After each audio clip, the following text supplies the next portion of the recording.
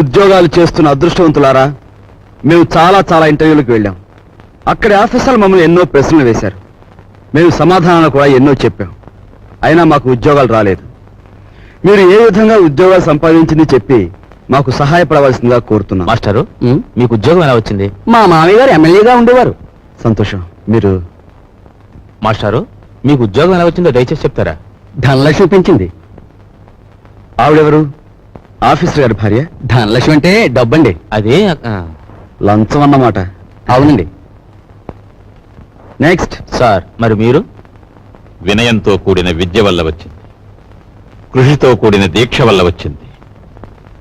కృషితో నాస్తి దుర్భిక్షం, జపితో నాస్తి పాతకః అన్నారు పెద్దలు. కావచ్చు, కానీ మీకంటే ఎక్కువ విద్య ఉన్న మా యువతరానికి మీకంటే తక్కువ ఉద్యోగం కూడా ఎందుకు రావటుందో చెప్తారా?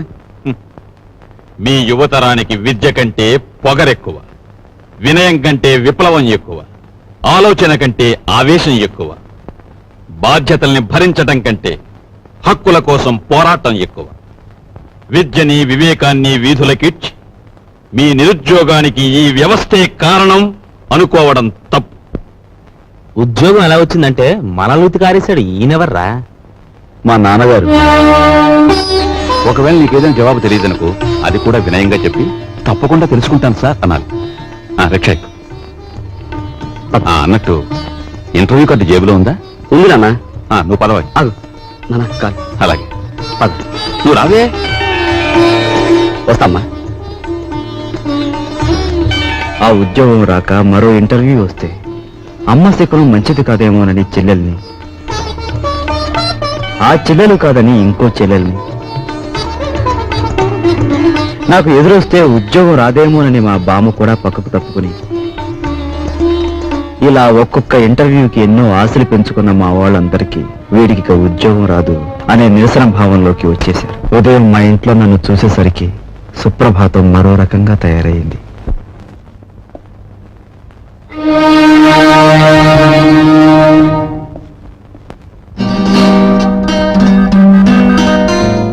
నీ తెలివితేటలు పరీక్షించడానికి సర్టిఫికేట్సే చూడనవసరం లేదు. నిన్ను 3 ప్రశ్నలు అడుగుతాను, జవాబు చెప్పు. అడగండి. నంబర్ 1, తాజ్ మహల్ నిర్మాణంలో పాల్గొన్న కూలీలు ఎంతమంది? నంబర్ 2, రామాయణాన్ని వ్రాసిన వాల్మీకి భార్య పేరేమిటి? నంబర్ 3, 10 పైసల నాణానికి ఎన్ని వంకర్లుంటాయి? Come on tell me. చెప్పలేవా? ఇంత చిన్న ప్రశ్నలకే సమాధానం తెలియని వాడివి అసలు ఈ ఇంటర్వ్యూకి ఎందుకు వచ్చావు?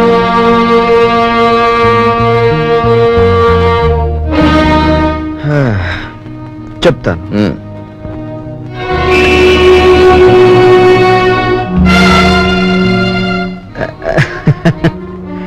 అనవసరంగా బెదిరిపోకండి సార్. ఇది నా 61వ ఇంటర్వ్యూ. అంటే నా సహనానికి షష్ఠి పూర్తి జరిగిపోయింది.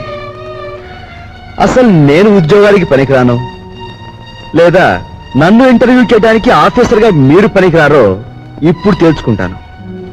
సార్, వాల్మీకి భార్య పేరు మీరు వినలేదు, నేను వినలేదు. కానీ పెళ్ళైన దగ్గర నుంచి మీరు మీ భార్యను చూస్తూనే ఉన్నారు. ఆవిడ చేతికి ఎన్ని గాజులున్నాయో మీరు చెప్పగలరా?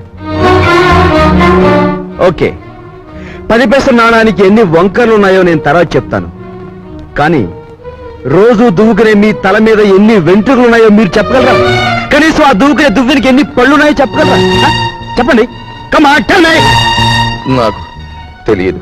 మీరు వేసే అడ్డమైన ప్రశ్నలకి మేము సమాధానాలు చెప్పలేకపోతే మమ్మల్ని వెధవలా చూడటం తెలుసా?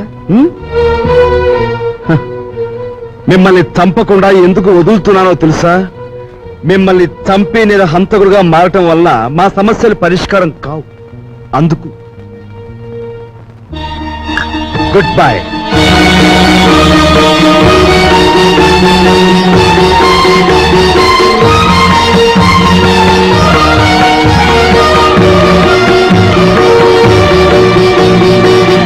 తమ్ముడు టిఫిన్ టైంకి ఎలా వస్తానాడు, ఇంకా రాలేదేమిటి? ఎప్పుడు అన్నమాట తప్పడే. యు ఆర్ కరెక్ట్ అన్నయ్య. నీ తమ్ముడు ఎప్పుడు మాట తప్పడు. కానీ నువ్వే సెంటిమెంట్ తప్పి లతా నేను లేకుండా టిఫిన్ చేయడానికి సిద్ధపడిపోతున్నావు. అబ్బే ఏది ఇప్పుడే కూర్చో తమ్ముడు కూర్చో. అమ్మాయి లత, అన్నయ్య, లతను నువ్వు చాలా గారాభంగా పెంచుతున్నావు. క్రమశిక్షణలో పెంచకపోతే ఏదో ఒకనాడు మనకి శిక్ష వేసే ప్రమాదం ఉంది. జాగ్రత్త. అమ్మాయి నువ్వు ఫైనల్ ఇయర్ పూర్తి చేసి కాలేజ్ వదిలిపెట్టి వెళ్ళిపోయావు. ఇక నా మనసులో లేదు. నీ అంత అందగాన్ని చూసిన కళ్ళతో వేడి మొహం కళ్ళు చూడలేకపోతున్నాను. మళ్ళీ ఎప్పుడు కనిపిస్తావు డియా? అమ్మాయి లత, అమ్మో నాన్న. అమ్మాయి లత. అమ్మాయి, ఏమిటి నాన్న? ఇంకేమిటమ్మా, అక్కడ టిఫిన్లు చల్లారిపోతున్నా, మీ బాబాయ్ వేడెక్కిపోతున్నాడు. నువ్వు తొందరగా రావాలి. బాబాయ్ వచ్చాడా? ఆ, వావ్, పద పద. హలో, ఉన్నారండి? ఒక్క నిమిషం. ఎవర్రా? ఎవరో మినిస్టర్ గారంటండి. మినిస్టర్ గారా? హలో, నమస్కారం అండి. ఫోన్ లో కూడా లేచి మాట్లాడాలా? చెప్పండి సార్. అదేనయ్యా, మన సదానందం లేడు, కాంట్రాక్టర్ వచ్చి వాళ్ళ బామ్మర్ది పేరుస్తాడు. రేపు ఇంటర్వ్యూ ఉంటుంది కదా, ఆ కుర్రని సెలెక్ట్ చేయి. అతనికి బొత్తిగా మెరిట్. మెరిట్ మెరిట్ ఉన్న వాళ్ళకి ఉద్యోగం ఇస్తే మనం చెప్పినట్టు ఎందుకు వింటారయ్యా? అతను సెలెక్ట్ చేయి. అలాగే సార్, అలాగే. ఎవరన్నయ్య? మినిస్టర్ రాజశేఖరం గారు ఆ సదానందం గారి బావమరిదికి ఉద్యోగం ఇమ్మని ఫోన్ చేశారు. ఇచ్చేస్తున్నావా? పదవిలో ఉన్న వాళ్ళ మాట వెనక తప్పదు కదా. చిచ్చి, నీతో టిఫిన్ చేయడం నాదే బుద్ధితో. తమ్ముడు, అరే నువ్వు ఉండు బాబాయ్. నానేమన్నా తెలుతో కూడా ఎవరికి పడితే వాళ్ళకి ఉద్యోగం వచ్చాడు. మోసగాడినైనా నమ్మొచ్చు కానీ పిరికివాడిని నమ్మకూడదు. ఏం చేద్దంటే భయంలో వాళ్ళు ఏమైనా చేసేస్తారు.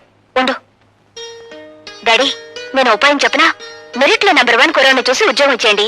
మంత్రి గారు ఏమిటిలా చేశామని అడిగితే నాకు మతి మరపు ఎక్కువ, మీరు చెప్పిన కుర్రాడి పేరు అదే అనుకుని ఇచ్చేసానని బికమం పెట్టేయండి, సరిపోతుంది. ఏ అలా చేస్తావానయ్య? చేస్తావా లేదా చెప్పు. ఒప్పేసుకోండి. చేస్తానులే, చేస్తా. Good morning. Good morning.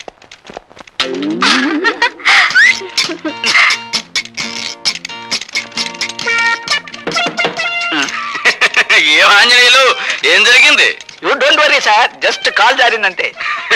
ఏం లైలా, నీ టేబుల్ దగ్గర ఏమన్నా తెలుగు ఐస్కంతం పెట్టావా? ఏమోనండి, నాకు తెలియడం లేదు. సరిగ్గా నా టేబుల్ దగ్గరికి వచ్చేసరికి అందరికి పెన్నులు, పెన్సిళ్ళు, ఫైల్స్ జారిపోతుంటాయి. వీరికి ఏకంగా కాలే జారినట్టుంది. దేవ గారు, నేను సొంతం పెట్టాల్సిన ఫైల్స్ ఏమైనా ఉంటే పారండి, గీకోవాల్సిందే. గీక్కోవాల్సిందే. అదేంటి? I convey my heartly condolences. Condolences for what? పెద్దడు ఎవరైనా పోయాడా? లంచాలు తెచ్చిపెట్టే బంగారు బాతు లాంటి నీ సీటుకు ఈకలు పీకుతున్నారు. అదేంటి? బయట ఇంటర్వ్యూలు జరుగుతున్నాయి. నిలబడి ఉండడం నాకు అలవాట్లేదు, ఏమనుకోకండి. బాబు, మీరు రాజశేఖరం గారి తాలూకే కదూ? యా, సీరియడ్ కాల్స్ వచ్చా? పర్వాలేదు, తాగు బాబు. మినిస్టర్ గారు తాలూకు భానోజీరావు గారు. అవును, తెలుస్తూనే ఉందిగా. అయితే నేను వెళ్ళొచ్చా? మా మొహాన సిగరెట్ పొగ ఊదించుకునే కంటే నేను పంపించేయడమే మంచిది. వెళ్ళరా బాబు. Bye. Next. Good morning everybody. Good morning. Good morning. Please be seated. Thank you sir. Are you mister Bhargava? Yes sir. Bhargavaramudu అంటే ఎవరు?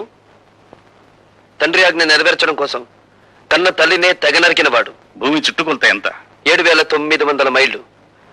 భూమి తన చుట్టూ తాను తిరిగే వేగం ఎంత? గంటకి 1000 మైళ్ళు. ప్రపంచంలో ఇప్పుడు పేరు పొందిన ఫుట్బాల్ ఆటగాడెవరు? Diego Maradona. ఇంజనీర్ బాధ్యతలు ఏమిటి? స్వార్థపరుడైతే దేశానికి వెన్నెముక లాంటి ప్రాజెక్టులను కూల్చివేయడం, నిస్వార్థపరుడైతే వాటిని నిలబెట్టడం కోసం తనుకూలిపోవడం. మొదటి ప్రపంచ యుద్ధం ఎందుకు వచ్చింది?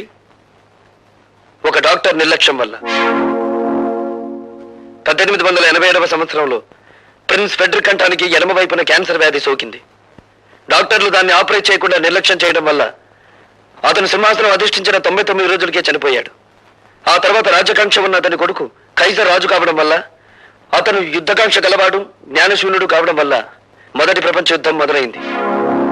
మీ నాన్నగారి వృత్తి? ఈ ఇంటర్వ్యూలో నేను సమాధానం చెప్పలేని ప్రశ్న అదొకటే సార్. ఆఖరిగా ఒక ప్రశ్న. ఈ క్షణంలో మా మనసులో ఏముందో చెప్పగలవా? నాకు ఈ ఉద్యోగం ఇవ్వకూడదని. అలా ఎందుకు అనిపించింది? ఎందుకంటే పెట్టేవాడికి తినేవాడు లోకు కనుక, అడిగేవాడికి చెప్పేవాడు లోకు కనుక. అలా తెలబోకండి సార్. ఒక ఇంజనీర్ గ్రాడ్యుయేట్ ని మీరు అడుగుతున్న ప్రశ్నలు ఏమిటి? అతనికున్న పురాణ పరిచయం, అతనికి తెలిసిన హిస్టారికల్ నాలెడ్జ్, అతనికున్న స్పోర్ట్స్ నాలెడ్జ్, ఇవా ఒక ఇంజనీర్ క్యాండిడేట్ కి కావాల్సిన అర్హతలు. మీరంతా అవకాశవాదులు.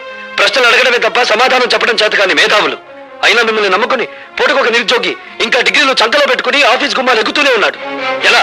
తల్లి మెడలో మంగళసూత్రాలు అమ్మి, అవి ఖర్చైపోతే ఒంట్లోని రక్తాన్ని అమ్మి. సార్, మహాత్మా గాంధీ తెల్లదొరతనాన్ని పోగొట్టగలిగాడేమో కానీ ఆయనే తిరిగి జన్మించిన ఈ నల్లదొరతనాన్ని మాత్రం పోగొట్టలేడు. ఎందుకంటే ఇప్పుడున్న ధరల రక్తం నలుపు, వాళ్ళ దగ్గరున్న డబ్బు నలుపు, వాళ్ళు ప్రోత్సహిస్తున్న బజార్లు నలుపు.